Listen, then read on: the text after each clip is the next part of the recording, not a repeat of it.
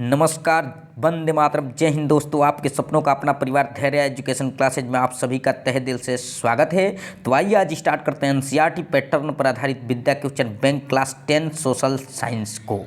आपको बता दें कि इस चैनल के माध्यम से 10 to 12 बोर्ड एग्जाम प्रिपरेशन 2021 की तैयारी फ्री राष्ट्र हित में शुद्ध देसी भाषा में कराया जाता है मेरे प्यारे बच्चों।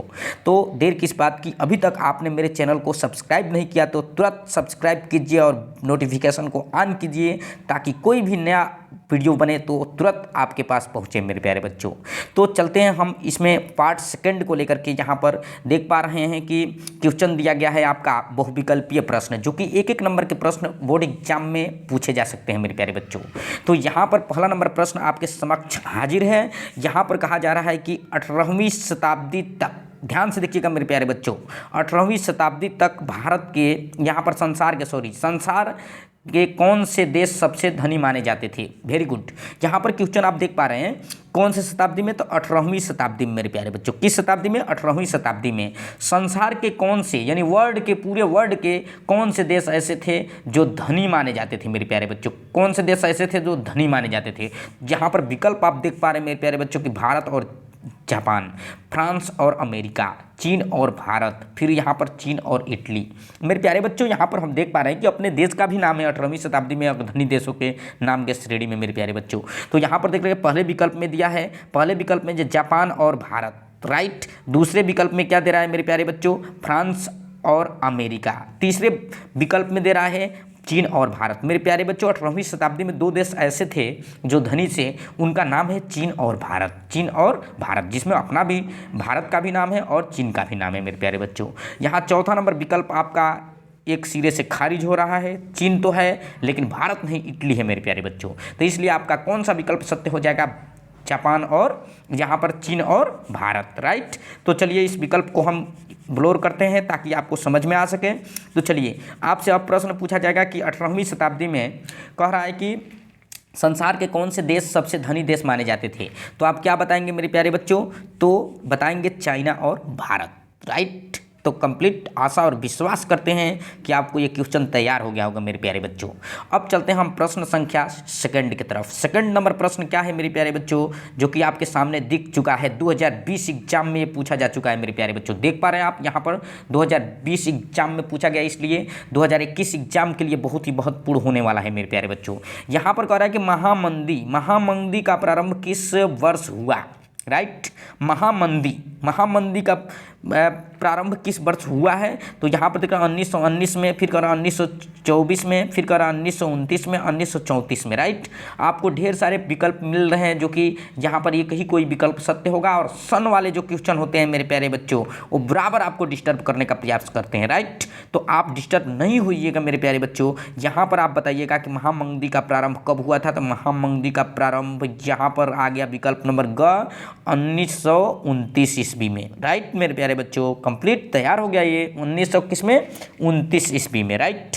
1929 ईस्वी में, राइट। कंप्लीट मान ले रहे हैं कि हम तैयार हो गया मेरे प्यारे बच्चों। चलते हैं अगला नंबर क्वेश्चन की तरफ।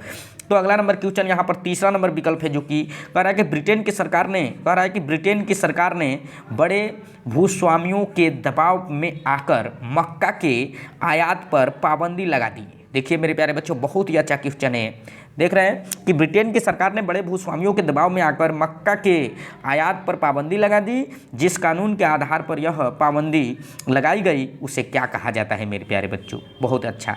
तो आपसे प्रश्न इस तरह से भी बन सकता है कि ब्रिटेन सरकार ने ये पूछा जाएगा कि ब्रिटेन सरकार ने किस फसल पर पाबंदी लगाई। तो आप बताएंगे किस पर? मक्का पर मेरे प्यारे बच्चों। इस तरह का भी क्वेश्चन बन सकता है आपको बोर्ड एग्जाम में। तो आप इस तरह से भी आप सीखते चलेंगे, ठीक है। अब बताइए अब कौन सा ये नियम था। अब इस पर कह रहा है कि कानून के आधार पर पाबंदी लगाई। तो किस कानून पर? अब कानून का नाम, किस कानून के आधार पर, राइट मेरे प्यारे बच्चों। तो कानून का नाम क्या था? तो यहाँ पर देख रहे हैं ब्लैक लॉ। पहला है ब्लैक लॉ, दूसरा है यहाँ पर कार्ल लॉ, तीसरा है क्रॉप लॉ, फिर चौथा है यहाँ पर प्रोडक्शन लॉ, राइट मेरे प्यारे बच्चों। तो यहाँ पर देख पा रहे हैं आप कि ब्लैक लॉ पहला विकल्प है, दूसरा कार्ल लॉ है। तो यहाँ पर आप बताएंगे कार्न लॉ। तो ब्रिटेन सरकार ने किस पर लगाई थी? तो कार्न लॉ पर लगाई थी मेरे प्यारे बच्चों। तो आपसे पूछा जाएगा प्रश्न, ब्रिटेन की सरकार ने बड़े भूस्वामियों के दबाव में आकर किस फसल पर पाबंदी लगाई? तो आप सीधा बताएंगे मक्का पर, मक्का पर मेरे प्यारे बच्चों। और कानून का नाम कौन सा है मेरे प्यारे बच्चों? किस कानून के आधार पर लगाया था? तो आप बताएंगे कार्न ला। राइट मेरे प्यारे बच्चों, बिल्कुल बिल्कुल तैयार हो गया। अब चलते हैं हम अगले नंबर प्रश्न की तरफ। अगला नंबर प्रश्न आपका नेक्स्ट पेज पर मिलेगा मेरे प्यारे बच्चों, जो कि स्क्रीन पर बड़ा कर लेते हैं ताकि आपको देखने में किसी प्रकार का कोई दिक्कत न हो सके मेरे प्यारे बच्चों। यहाँ पर आपको थोड़ा चेंजेज करते हैं हम, किसमें? तो चेंजेज करते हैं हम कलर में मेरे प्यारे बच्चों, क्योंकि कलर अच्छा स्पष्ट होना चाहिए। चलिए रेड कर लेते हैं मेरे प्यारे बच्चों, आपका पसंद रेड ही था, मेरे को उम्मीद था, तो रेड कर लिए। अब चलते हैं हम, यहाँ पर रेड हो गया। अब यहाँ पर क्वेश्चन नंबर 4 देख रहे हैं।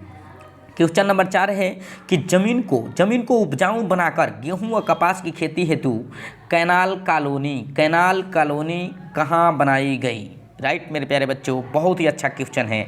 जमीन को उपजा करके क्या बनाया गया? उपज बना करके क्या किया गया? गेहूं व कपास की खेती हेतु कैनाल कॉलोनी कहाँ बनाई गई? यहाँ पर दे रहा है पहला विकल्प गुजरात में, दूसरा विकल्प उत्तर प्रदेश में, तीसरा पंजाब में, और चौथा विकल्प दे रहा है आपका कहाँ पर? उड़ीसा में। मेरे प्यारे बच्चों, सबसे ज़्यादा किसान कहाँ हैं? तो एक तरह से आप जानते हैं कि पंजाब में, हरियाणा में है मेरे प्यारे बच्चों। तो यहाँ पर चूंकि आपका विकल्प कौन सा सही हो जाएगा मेरे प्यारे बच्चों? तो पंजाब में। राइट मेरे प्यारे बच्चों, कंप्लीट हो गया ये। अब चलते हैं हम नेक्स्ट अगले नंबर प्रश्न की तरफ। अगला नंबर प्रश्न आपका क्या है मेरे प्यारे बच्चों? तो अगला नंबर प्रश्न है कि यूरोपीय देशों ने मानचित्र पर, यहाँ पर दे रहा है यूरोपीय देशों ने मानचित्र पर लकीरें खींचकर किस महाद्वीप का आपस में बंटवारा कर दिया? राइट, तो यहाँ पर देख पा रहे हैं कि एशिया महाद्वीप को, कि अफ्रीका को, कि अमेरिका को, कि ऑस्ट्रेलिया को। प्रश्न को बार बार पढ़िएगा मेरे प्यारे बच्चों ताकि आपको समझ में आ सके। यहाँ पर 4 विकल्प दिया है, तो 4 विकल्प में देख रहे हैं कि यूरोपीय देशों ने मानचित्र पर लकीरें खींचकर, मानचित्र पर लकीर खींचे थे और क्या किए? महाद्वीप कह रहा है कि किस महाद्वीप को आपस में बांट कर लिया गया? तो यहाँ पर देख पा रहे हैं हम कि अफ्रीका महाद्वीप को। तो विकल्प नंबर आपका ख सही हो जाएगा, अफ्रीका महाद्वीप को। अब हम देख पा रहे हैं मेरे प्यारे बच्चों कि अगला नंबर प्रश्न जो है वो इम्पोर्टेंट हो जाता है, इस लिहाज से इम्पोर्टेंट हो जाता है कि बोर्ड एग्जाम 2020 में क्वेश्चन पूछा जा चुका है। तो यहाँ पर क्वेश्चन है कि संयुक्त राष्ट्र संघ का मुख्यालय कहाँ पर स्थित है? मेरे प्यारे बच्चों, संयुक्त राष्ट्र का मुख्यालय, बहुत ही इंपॉर्टेंट क्वेश्चन ये है कि संयुक्त राष्ट्र संघ का मुख्यालय कहाँ पर स्थित है? तो संयुक्त राष्ट्र संघ का मुख्यालय देख रहे हैं वाशिंगटन, फिर कह रहा है जिनेवा, फिर कर न्यूयॉर्क, फिर कर ऑस्ट्रेलिया। तो यहाँ पर आप देख पा रहे हैं कि न्यूयॉर्क में है। कहाँ पर है मेरे प्यारे बच्चों? न्यूयॉर्क पर है। तो संयुक्त राष्ट्र संघ का मुख्यालय कहाँ पर स्थित है? न्यूयॉर्क में। चलिए इसको एक्सप्लोर करते रहे मेरे प्यारे बच्चों, और उसके बाद आपसे पूछ रहे हैं कि विकल्प बताइए कौन सा सही होगा मेरे प्यारे बच्चों। तो आपसे पूछा जाए प्रश्न कि संयुक्त राष्ट्र संघ का मुख्यालय कहाँ पर स्थित, तो आप क्या बताएंगे? यहाँ पर क्या था मेरे प्यारे बच्चों? यहाँ पर क्या था? तो यहाँ पर न्यूयॉर्क था। राइट, तो न्यूयॉर्क तैयार हो गया, संयुक्त राष्ट्र संघ का मुख्यालय न्यूयॉर्क में होगा। Right, good. अब चलते हैं नेक्स्ट क्वेश्चन के सीरीज की तरफ मेरे प्यारे बच्चों। यहाँ पर हम देख पा रहे हैं कि थोड़ा बहुत दिक्कतें आ रही हैं। अब इसको हम कर रहे हैं क्या? नेक्स्ट पेज को शुरुआत कर रहे हैं 7वें नंबर प्रश्न की तरफ। थोड़ा स्क्रीन पर इसको बड़ा कर लेते हैं मेरे प्यारे बच्चों ताकि आपको समझ में आ सके। तो यहाँ क्वेश्चन है कि अफ्रीका में, कह रहा है अफ्रीका में किस बीमारी के प्रसार से, कह रहा है कि अफ्रीका में किस बीमारी के प्रसार से अधिकांश जानवरों की मृत्यु हो गई? ध्यान से सुनिएगा मेरे प्यारे बच्चों। अफ्रीका में किस बीमारी के प्रसार से अधिकांश जानवरों की मृत्यु हो गई? प्लेग की यहाँ पर देख पा रहे हैं आप, यहाँ पर रिंडर पेस्ट की यहाँ पर मलेरिया की कह रहा है एनिमल फीवर की। राइट, तो यहाँ पर देख पा रहे हैं हम, प्रश्न जो दे रहा है स्पष्ट रूप से क्लियर दिखाई दे सके तो यहाँ चारों विकल्प आपके सामने हैं। चारों विकल्प देख पा रहे हैं आप कि यहाँ पर पहला कह रहा है प्लेग, दूसरा कह रहा है रिंडर पेस्ट, फिर तीसरा कह मलेरिया, चौथा कह रहा है एनिमल फीवर। तो यहाँ पर अफ्रीका में मेरे प्यारे बच्चों, अफ्रीका में किस बीमारी के कारण सभी जानवर, मतलब लगभग जानवर, अधिकांश जानवर जो हो बीमारी से ग्रसित हो चुके थे और संक्रमित हो गए थे। तो यहाँ पर आप क्या बताएंगे मेरे प्यारे बच्चों? Rinder paste. यहाँ पर विकल्प नंबर आपका क्या हो जाएगा? ख सही हो जाएगा, रिंडर पेस्ट। क्या होगा? Rinder paste. Right, rinder paste. Clear clear clear मेरे प्यारे बच्चों, क्लियर। अब चलते हैं हम नेक्स्ट क्वेश्चन की तरफ। नेक्स्ट क्वेश्चन आपका इस प्रकार है मेरे प्यारे बच्चों, कह रहा है कि अनुबंध, कह रहा है अनुबंध व्यवस्था, अनुबंध व्यवस्था को कह रहा है किस नाम से जाना जाता है, अनुबंध व्यवस्था को किस नाम से जाना जाता है। तो अनुबंध व्यवस्था को किस नाम से हम जानते हैं, इस बात को आपको बताना है मेरे प्यारे बच्चों। अनुबंध तो कह रहा है कि आपसी समझौता, कि गुलामी प्रथा, कि कह रहा है कि सशर्त प्रथा, कि नई दास प्रथा। मेरे प्यारे बच्चों, अनुबंध व्यवस्था का मतलब बांधना, बांधना यानी नई दास प्रथा, राइट मेरे प्यारे बच्चों। यहाँ पर आपका विकल्प नंबर कौन सा हो जाएगा इसमें, नई दास प्रथा, नई दास प्रथा। आंसर भी दिया है मेरे प्यारे बच्चों, तो नई दास प्रथा, नई दास प्रथा, राइट। तो बिल्कुल आप बता सकते हैं कि अनुबंध व्यवस्था को और किस नाम से जाना जाता है, तो आप बताएंगे सीधा सीधा नई दास प्रथा। Clear, complete. अब चलते हैं अगले नंबर प्रश्न, 9वें नंबर प्रश्न की तरफ मेरे प्यारे बच्चों। तो 9वां नंबर प्रश्न आपका क्या है, देख पा रहे इंपॉर्टेंट क्वेश्चन है ये मेरे प्यारे बच्चों। कह रहा है क्वेश्चन 9वां कि 1914 ईस्वी से 1919 ईस्वी के बीच कह रहा है विश्व के शक्तिशाली देशों की आपसी और औपनिवेशिक प्रतिस्पर्धा और उसके साम्राज्यवादी इरादों के कारण कौन सा युद्ध हुआ। देख रहे हैं, ध्यान से देखिए मेरे प्यारे बच्चों।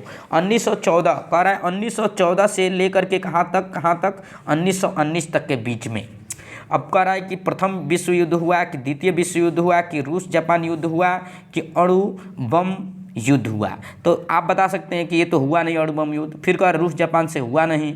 विश्व युद्ध में सब देश शामिल होते हैं। इलाहाबाद की प्रथम और द्वितीय में, तो प्रथम और द्वितीय में क्या बता सकते हैं आप, तो प्रथम वाला, द्वितीय वाला गलत हो जाएगा, प्रथम वाला सही, क्योंकि 1914 से स्टार्ट हुआ था मेरे प्यारे बच्चों और 1919 ईस्वी तक चला था। तो ये आप बता सकते हैं कि प्रथम विश्व युद्ध कब हुआ था, इस तरह से भी क्वेश्चन बन सकता है। तो आप बताएंगे 1914 ईस्वी से लेकर के 1919 ईस्वी तक।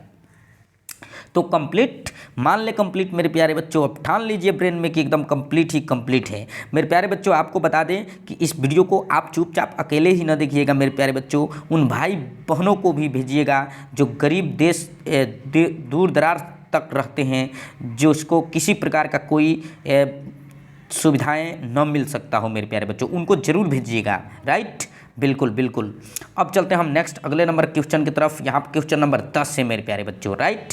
क्वेश्चन नंबर 10 कह रहा है युद्धोत्तर अमेरिकी, कह रहा है युद्धोत्तर अमेरिकी अर्थव्यवस्था को उन्नत बनाने के लिए किस कार निर्माता की बृहत उत्पादक पद्धति का योगदान रहा।